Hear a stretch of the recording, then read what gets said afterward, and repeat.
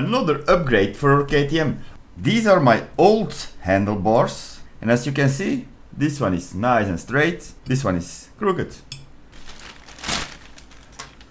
Let's check it out. Nice and shiny aluminium. They look professional, they aren't, but they certainly do look. Oh, they're spring.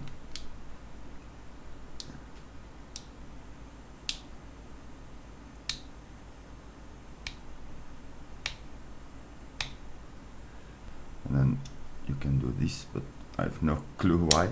If you have bigger hands, you can actually lengthen this by a serious amount.